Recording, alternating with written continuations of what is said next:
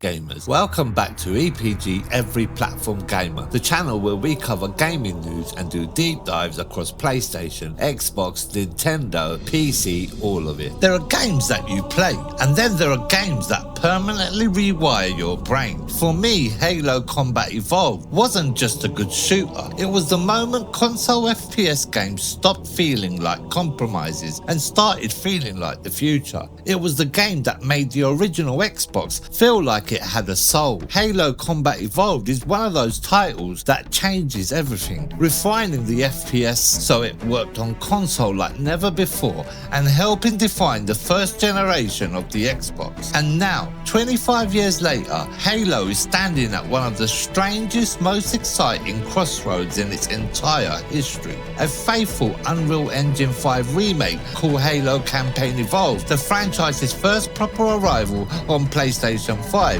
the new campaign missions, 4-player online co-op, and Halo Studios is trying to prove that Chief still has a future. So today on EPG Every Platform Gamer, we're going back to Installation 04, not just to review Halo Combat Evolved, or Campaign Evolved I should say, but to ask the bigger question: why does this game still matter? And can Halo finally evolve without losing its soul? If you're a Halo veteran, a PlayStation player finally jumping in, or someone who just wants to know why people still get goosebumps when that choir hits, hit the like button, drop a comment with your first Halo memory, and subscribe to EPG Every Platform Gamer. It genuinely helps the channel grow, and it lets us keep covering every platform, every generation, and every legendary franchise. Halo Combat Evolved launched on the Xbox in North America on November 15th, 2001. Developed by Bungie and published by Microsoft Game Studios, it was the first Halo game starring John 117, Cortana, the crew of the UNSC Pillar of Autumn, the Covenant, and eventually in one of gaming's all-time campaign twists, The Flood. But what's wild is that Halo didn't begin life as the clean, focused first-person shooter we know today. Early versions grew out of Bungie's strategy game DNA, with the project beginning closer to an overhead tactical experience before shifting through third-person action and finally becoming a first-person shooter after Microsoft acquired Bungie and positioned Halo as a key Xbox title. And honestly, that messy development history is part of the magic. Halo feels like a game made by people figuring things out at high speed. But somehow, though, through the chaos, Bungie landed on one of the cleanest combat sandboxes ever built. Before Halo, FPS games on consoles could be fun, sure, but they often felt like PC shooters, squeezed awkwardly into a controller. Halo changed that by making every button matter. Two-stick movement felt natural. Grenades were always one button away. Melee was powerful. Vehicles weren't just a side gimmick, they were part of the rhythm of combat. Halo's two-weapon system, a dedicated grenade button, vehicle control, and advanced AI as key gameplay features that separated it from other shooters of its era. That two-weapon limit is still genius. It forced decisions. Do you keep the overpowered M6D pistol? Do you grab a plasma pistol for shields? Do you ditch the assault rifle for a shotgun before heading into the Flood territory? Halo didn't drown you in inventory, it made the battlefield your inventory. And then there's the famous 30 seconds of fun. Designer Jamie Grismer later clarified that it wasn't about repeating the exact same fight forever. It was about taking a strong combat loop and constantly changing the context. Different weapons, enemies, vehicles, environments, and enemy combinations. That is Halo in a nutshell. Shoot, grenade, melee, reposition, improvise, then do it again in a way that feels slightly different every time. That's why the game still works, not because every corridor is perfect. We'll get to the library, don't worry, but because the core combat loop is bulletproof. The first half of Combat Evolved is basically a greatest hits album of FPS level design. The Pillar of Autumn teaches you how to move, shoot, follow Cortana, and survive. Halo blows the doors open and says, yes, this is still a shooter, but now you're rescuing Marines across a massive alien landscape. The Silent Cartographer is still one of the most replayable campaign missions ever. Beach assault, warthogs, interior Forerunner architecture, optional paths, and that feeling that you're part of a bigger military operation. And it's not just one or two awesome missions, it's perfect game design. Again and again, the Silent Cartographer, Assault on the Control Room, 343 Guilty Spark, the library and the more. The level structure has flaws. Halo reuses spaces. 2 Betrayals sends you back through areas from Assault on the Control Room. Keys revisits the Covenant ship, and the library, the library is iconic for all the wrong reasons. Endless flood hallways, repetitive geometry, and a pace that can wear you down. But here's the thing, even when Halo reuses spaces, the combat encounters often change the energy. Players sometimes remember Halo's level design as repetitive because of visual repetition, while many individual rooms actually remix enemy replacement, weapons and encounter structure in ways that keep the gameplay varied. And then the story twist hits. You start the game thinking this is humans versus Covenant. Then 343 Guilty Spark turns the game into a sci-fi horror. The Flood recontextualizes everything. Suddenly Halo isn't just a weapon and the Covenant want it. It's a doomsday device designed to starve the Flood by wiping out sentient life. Cortana reveals Halo's true purpose. Firing the ring would eliminate life large enough to sustain the Flood. That's why Combat Evolved still lands. It's simple, but it's clean. It knows when to be military sci-fi, when to be mystery, and when to go full nightmare. Halo's enemies are still some of the most readable, personality-filled enemies in shooters. Grunts panic when things go wrong. Elites strafe, dodge and retreat and push. Jackals force you to aim around shields. Hunters turn combat into positioning puzzles. Halo's AI could panic after Superior dies, dive away from vehicles, take cover from explosives, and react in ways that help the game stand out amongst FPS releases of its time. That's a secret sauce. Halo doesn't just give enemies more health and call it difficulty, it gives them behavior. Legendary difficulty hurts because the enemies punish arrogance, but they still feel like they belong in the same sandbox. The weapons also have identity. The assault rifle is messy but satisfying. The pistol is basically a pocket sniper. Plasma weapons are shield melters. The shotgun becomes your best friend when the Flood arrive. The Needler is weird, alien and glorious. And the Warthog is not just a vehicle, it's a physics-based comedy machine with a mounted gun. Halo's vehicles, physics, AI, weapon balance and grenades and melee shields and gamepad tuning all work together to make the package feel special. That's why when people say Halo feel, they're not just talking about nostalgia, they're talking about a very specific balance of weight, bounce and readability and chaos. If you're enjoying this deep dive, do me a favour, hit that like button, subscribe to EPG Every Platform Gamer and comment what's the most Halo moment you've ever had. A perfect plasma grenade stick, a Warthog flip, a co-op betrayal you still haven't forgiven? I want to read those stories, and don't forget to follow EPG Every Platform Gamer on all social platforms and visit the website. Links are in the description.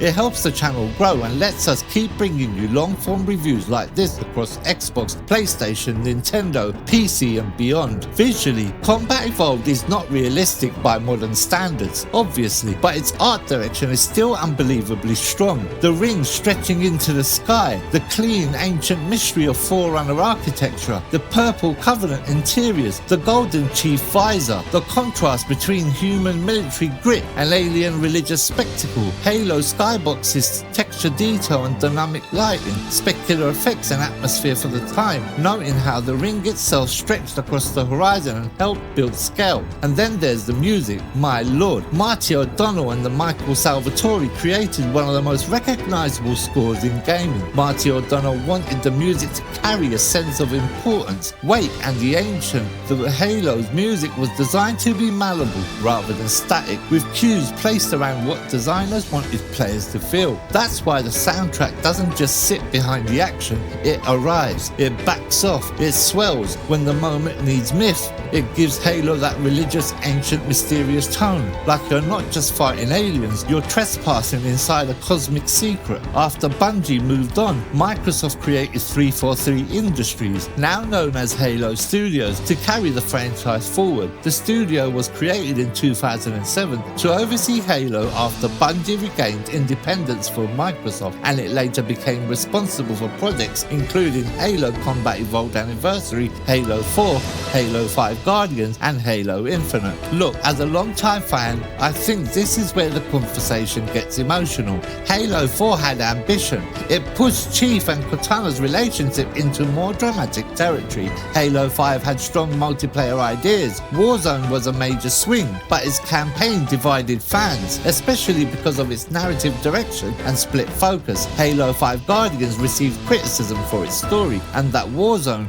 was well received but tied to controversial rec pack microtransactions. Then there was the Master Chief Collection. It should have been the ultimate Halo celebration, but its 2014 launch was badly damaged by matchmaking and stability problems. Bonnie Ross publicly apologized on behalf of 343 Industries, saying the team had not delivered the experience players deserved, and identifying long matchmaking times and low session success rates as key issues. Then Halo Infinite arrived with a brilliant core feel. Genuinely, the grapple hook, the gunplay are fantastic, but missing or delayed features hurt the trust. Campaign co-op and Forge were delayed, Season 3 was pushed back, and the promised split-screen co-op feature was cancelled. The lesson? Halo fans will forgive a lot, but they need trust, they need co-op, they need stable launches, they need the studio to understand that Halo isn't just a brand, it's a ritual. In 2024, 343 Industries rebranded as Halo Studios, and the studio announced that all future Halo projects would use the Unreal Engine 5, with multiple new games in development. This was a new name, new engine, new games, and new philosophy. This matters because Halo's old split space engine had become a huge burden. A large portion of staff previously